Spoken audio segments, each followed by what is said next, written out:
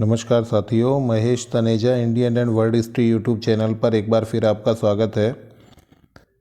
इससे पहले वाली वीडियो में जो 30 प्रश्न आपको दिए गए थे उनके आंसर्स विद डिटेल आपके सामने प्रस्तुत हैं। पहला प्रश्न था, निम्नलिखित में से कौन सा सिद्धांत बौद्ध धर्म का नहीं है? तो आपको बता दें, क्षणिकवाद, अनात्मवाद और मध्यम मार्ग, ये तीनों बौद्ध धर्म के सिद्धांत हैं, जबकि अनेकांतवाद जो है वो जैन धर्म का सिद्धांत है। तो आपका आंसर होगा सी। सेकंड क्वेश्चन था, दशराज्य युद्ध का विजेता जन था। तो हमें पता है कि दशराज्य युद्ध जो था, 10 राजाओं का युद्ध सुदास के साथ हुआ और सुदास जो थे वो भरत जन के थे। तो यहाँ पर युद्ध का विजेता कौन होगा? भरत जन होगा। प्रश्न नंबर 3 था, निम्नलिखित में से सुमेलित नहीं है। तो आपको बताएं, ऋग्वेद के ब्राह्मण ग्रंथ हैं ऐतरेय और कौशितकी, यजुर्वेद के हैं शतपथ और तैत्तिरीय, सामवेद के हैं पंचविश, षड्विश और जैमिनीय, और अथर्ववेद के हैं गोपथ। तो आपको ध्यान रखना है, यहाँ पर आपका मिसमैच जो है, आंसर जो है वो आपका सामवेद तैत्तिरीय होगा। प्रश्न नंबर 4 देखिए, सुदूर उत्तर पश्चिम में स्थित महाजनपद था। हमें पता है 16 महाजनपद थे, इसमें सुदूर उत्तर पश्चिम में कंबोज था और कंबोज जो है वो घोड़ों के लिए प्रसिद्ध था। तो आपका आंसर डी होगा यहाँ पर। प्रश्न नंबर 5 था, मगध का कौन सा वंश पितृहंता वंश कहलाया? तो आपको बताएं, जो हर्यक वंश है ये पितृहंता वंश कहलाया, जिसके अंतर्गत अजातशत्रु ने बिंबिसार की हत्या की और उदयन ने अजातशत्रु की हत्या की। तो इस तरह से पिता की हत्या की वजह से इन्हें पितृहंता वंश कहा गया। प्रश्न नंबर 6 था, मौर्य काल में अकाल राहत से संबंधित अभिलेख सोहगोरा का संबंध किस शासक से है? तो आपको बताएं, वैसे तो अभिलेख सबसे ज़्यादा अशोक ने ही स्थापित कराए थे, किंतु यहाँ इसका आंसर चंद्रगुप्त मौर्य होगा। चंद्रगुप्त मौर्य के समय में पाटलिपुत्र में 12 वर्ष के अकाल की सूचना हमें प्राप्त होती है और सोहगोरा अभिलेख से हमें अकाल राहत कार्यों के बारे में जानकारी प्राप्त हो जाती है। प्रश्न नंबर 7 था, इकोनॉमिक हिस्ट्री ऑफ इंडिया किसकी रचना है? तो आपको बताएं, रमेश चंद्र दत्त की रचना है ये। और आपको ये भी स्पष्ट कर दें यहाँ पर कि दादा भाई नौरोजी, रमेश चंद्र दत्त और महादेव गोविंद रानाडे, ये तीनों अंग्रेजों द्वारा भारत से धन निष्कासन का विरोध करने वाले महत्वपूर्ण व्यक्तित्व रहे हैं। चलिए नेक्स्ट देखिए, 8वां प्रश्न था हमारा, निम्नलिखित में से कौन सा शासक हूणारी कहलाया? तो आपको बता दें, हूणों का जो आक्रमण है वो स्कंदगुप्त के समय में हुआ और स्कंदगुप्त ने विजय प्राप्त की और इस वजह से हूणारी की उपाधि धारण की गई। तो स्कंदगुप्त आंसर हो जाएगा आपका। नेक्स्ट 9 जो था, चोल राजवंश का कौन सा शासक मदुरई कोंड कहलाया?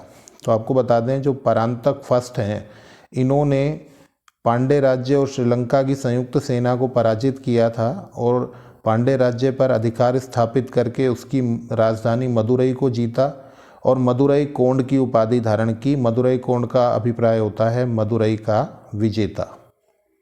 तो आपका आंसर होगा सी। प्रश्न नंबर 10 था, भारत का कौन सा राजवंश महिलाओं को बड़े स्तर पर उच्च पदों पर नियुक्ति देने के लिए प्रसिद्ध रहा है? तो आपको बता दें, इसका आंसर होगा चालुक्य। बहुत फेमस क्वेश्चन है, काफ़ी एग्जाम्स में आया हुआ है, तो चालुक्य इसका आंसर होगा। 11वां क्वेश्चन था हमारा, सुमेलित नहीं है। तो पुस्तकें लिखी हैं, रचनाकार लिखे हैं, शूद्रक की मृच्छकटिकम बिल्कुल ठीक है, गुप्तकाल की है। विशाख दत्त की देवी चंद्रगुप्तम और मुद्रा राक्षस दोनों रचनाएं हैं, तो यहाँ पर ये भी ठीक है। सिद्धसेन का न्यायावतार ये भी सही है, परंतु भारवी की जो रचना है उसका नाम है किरातार्जुनीयम। ये जो कुमार संभव है ये कालिदास की रचना है, इसलिए आपका आंसर यहाँ पर मिसमैच में सी होगा। नेक्स्ट देखिए, कांग्रेस अल्पसंख्यक भारतीयों की सूक्ष्म संस्था है, किसने कहा? तो आपको बताएं, लॉर्ड डफरिन ने कहा। और ये भी ध्यान रखना है कि कांग्रेस की स्थापना 1885 में जो हुई, तो लॉर्ड डफरिन ही उस समय गवर्नर जनरल थे, या यूं कहिए वायसराय थे। प्रश्न नंबर 13, किस वर्ष क्रिप्स मिशन योजना प्रस्तुत की गई? तो आपको बताएं, 1942 में क्रिप्स मिशन, एक सदस्यीय क्रिप्स मिशन भारत आया और क्रिप्स योजना प्रस्तुत की गई। हालांकि इसका विरोध मुस्लिम लीग और कांग्रेस दोनों दलों ने किया। 1946 यदि किसी ने आंसर लगाया हो तो ध्यान रखें वो कैबिनेट मिशन योजना है जिसमें 3 सदस्य थे। प्रश्न नंबर 14, किस अधिवेशन में मुस्लिम लीग ने विभाजित करो और जाओ का नारा दिया? Divide and go. तो ये नारा इन्होंने दिया कराची अधिवेशन में 1943 में, और यहीं पर पहली बार पाकिस्तान दिवस 23 मार्च 1943 को मनाया गया था। ठीक है, तो डिवाइड एंड गो का नारा मुस्लिम लीग की तरफ से दिया गया था। नेक्स्ट क्वेश्चन था 15वां, उज्जैन को अपनी द्वितीय राजधानी बनाने वाला गुप्तकाल का शासक था? तो आपको ध्यान ये रखना है कि विक्रमी संवत जिसने चलाया वो भी विक्रमादित्य था, वो भी उज्जैन का शासक था, और यहाँ पर उज्जैन को राजधानी बनाने वाला जो शासक है वो भी चंद्रगुप्त विक्रमादित्य है या चंद्रगुप्त सेकंड है। तो आपका आंसर यहाँ पर बी हो जाएगा। नेक्स्ट देखिए 16वां प्रश्न, 1857 की क्रांति में दमनकर्ता सुमेलित नहीं है। तो दिल्ली में दमन का कार्य हडसन और निकलसन के पास था। हडसन ने इस कार्य को संपादित किया, हालांकि निकलसन की मृत्यु हो गई थी। इलाहाबाद में नील ने किया, ये भी ठीक है। झांसी में ह्यूरोज ने किया, ये भी ठीक है। परंतु कानपुर में दमन का कार्य जो है वो मुख्य रूप से कैम्पबेल के द्वारा किया गया था। यहाँ पर ये सी आपका जो ऑप्शन है वो गलत है और यही आपका आंसर हो जाएगा। 17वां प्रश्न था, किस मुगल बादशाह ने मेवाड़ को संधि के लिए सर्वप्रथम बाध्य किया? तो आपको बताएं मेवाड़ मुगल संधि जो है वो जहांगीर के समय हुई 1615 में, और इसे मुगल मेवाड़ संधि के नाम से जाना जाता है, जहां पर महाराणा प्रताप के पुत्र अमर सिंह और जहांगीर के बीच ये संधि संपादित हुई थी।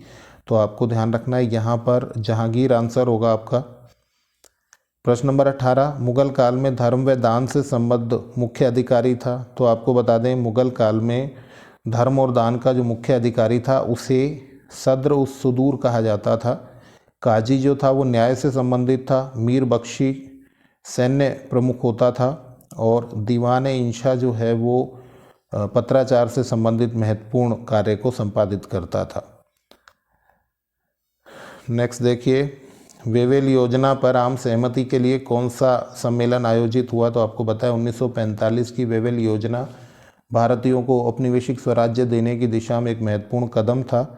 हालांकि मुस्लिम सदस्यों के चयन पर हुआ विवाद और इस वजह से ये योजना असफल रही। इसके लिए शिमला में एक सम्मेलन आयोजित किया गया जून के महीने में, पर सफल नहीं हो पाए वेवेल, और इस तरह से ये योजना असफल रही। तो शिमला सम्मेलन के माध्यम से प्रयास किया गया था।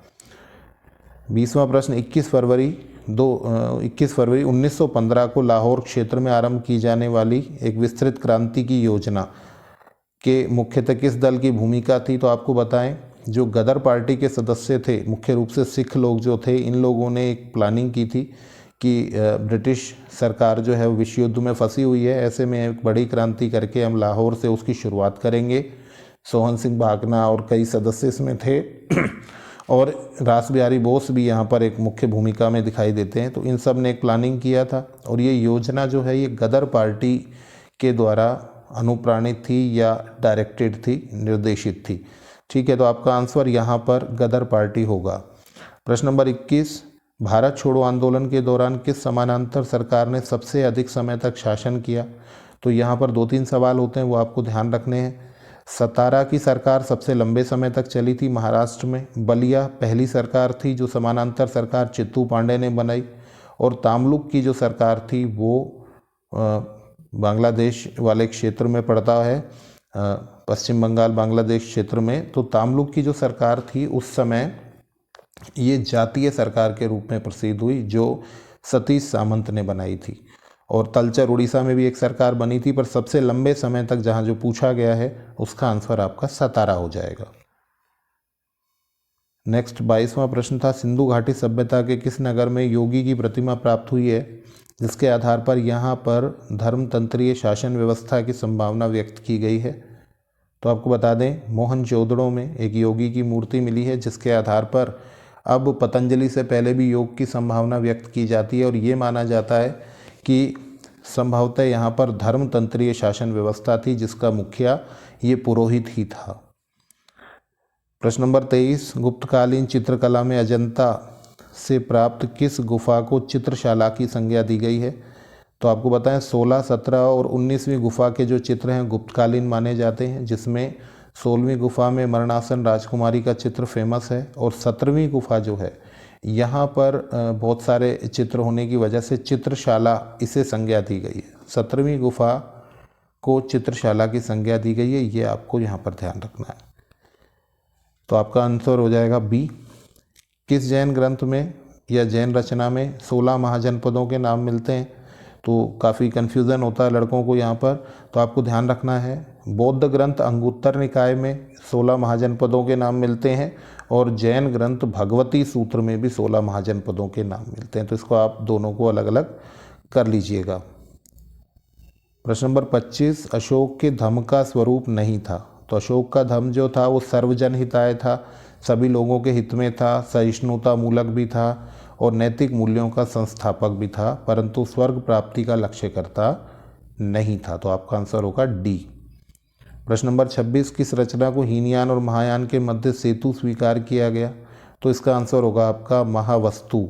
महावस्तु फेमस है, जहाँ पर हीनयान की प्रशंसा के साथ ही वो स्टेप लेते हुए महायान की क्वालिटीज़ को भी बताता है। तो इसके मध्य सेतु के रूप में माना जाता है, पुल के रूप में माना जाता है। प्रश्न नंबर 27, भारत की स्वतंत्रता के समय कांग्रेस के अध्यक्ष थे। तो JB कृपलानी थे। आपको ध्यान रखना है मौलाना आज़ाद सबसे कम आयु के सबसे लंबे समय तक रहे और कांग्रेस के अध्यक्ष रहे। जवाहरलाल नेहरू 3 बार अध्यक्ष बने, परंतु इस समय जो अध्यक्ष थे वो थे JB कृपलानी। इसके बाद है हमारा निम्नलिखित घटनाओं का सही क्रम है। तो सहायक संधि प्रणाली की शुरुआत, चतुर्थ आंग्ल मैसूर युद्ध, द्वितीय आंग्ल मराठा युद्ध और भू राजस्व का स्थायी बंदोबस्त। तो आपको ध्यान रखना है कि स्थायी बंदोबस्त जो किया गया कॉर्नवालिस के द्वारा 1793, सहायक संधि प्रणाली की शुरुआत की गई 1798 वेलेजली के द्वारा। उसके अलावा चतुर्थ आंग्ल मैसूर युद्ध हुआ 1799 में, जहाँ पर टीपू सुल्तान की मृत्यु हो गई, और द्वितीय आंग्ल मराठा युद्ध जो है वो 1802 की बसीन की संधि के बाद शुरू हुआ। तो कुल मिलाकर इस क्रम में आपको ये संयोजित कर लेना है कि पहले 4 आएगा आपके पास, फिर उसके बाद 4, फिर उसके बाद 1, फिर 2 और लास्ट में 3। तो कुल मिला के आपका आंसर जो है वो डी हो जाने वाला है यहाँ पर, 4, 1, 2, 3। ठीक है, डी आपका आंसर हो जाएगा। नेक्स्ट देखिए 29वां प्रश्न, महात्मा गांधी के आंदोलनों के बारे में असत्य कथन छांटिए। देखिए महात्मा गांधी के सभी आंदोलनों में किसान, मजदूर और विद्यार्थियों की सक्रिय भूमिका थी, बात बिल्कुल ठीक है। मध्यम शिक्षित वर्ग प्रभावी भूमिका में रहा, किंतु उनको संशय रहता था, गांधी की सफलता और शैली पर संदेह था, ये भी ठीक है। और आंदोलन का स्वरूप जहाँ तक संभव हुआ अहिंसात्मक ही रहा, बहुत कम हिंसा भारत छोड़ो आंदोलन के समय हमें देखने को मिलती है। और ये जो बात है कि समाजवादियों का विरोध रहा, तो ये उचित नहीं है। समाजवादियों का सदैव विरोध नहीं था, क्योंकि भारत छोड़ो के समय तो इन लोगों ने नेतृत्व तक किया है। जयप्रकाश नारायण, राम मनोहर लोहिया, अच्युत पटवर्धन, इन सब लोगों ने सपोर्ट किया है। तो आपका आंसर डी हो जाएगा। प्रश्न नंबर 30, किस समाज सुधारक ने बाल विवाह का विरोध करते हुए सबसे सक्रिय भूमिका निभाई? तो आपको बताएं अजमेर के निवासी हरविलास शारदा, इनका नाम लिया जाता है मुख्य रूप से, जिन्होंने बाल विवाह को रोकने के लिए अथक प्रयास किए। तो यहाँ पर आपका आंसर जो है वो बी हो जाएगा। और आपको पता है ईश्वर चंद्र विद्यासागर, DK कर्वे, गोविंद रानाडे, इन्होंने विधवा विवाह के समर्थन में काफ़ी योगदान दिया। DK कर्वे के द्वारा पहले महिला विश्वविद्यालय की स्थापना की गई। तो यहाँ पर आपका आंसर जो है वो बाल विवाह से संबद्ध की पूछने पर हरविलास शारदा अर्थात ऑप्शन बी हो जाएगा। तो साथियों जुड़े रहिए Mahesh Taneja Indian and world history YouTube channel से। ये जो टेस्ट है ये लेटेस्ट सिलेबस के हिसाब से है आपके, और इसमें यदि आप 20 से 22 सवाल भी कर रहे हैं तो अच्छा है। अगर आप 25 तक अचीव कर रहे हैं तो बहुत अच्छी स्थिति में है। आपको बहुत सारी शुभकामनाएं। धन्यवाद।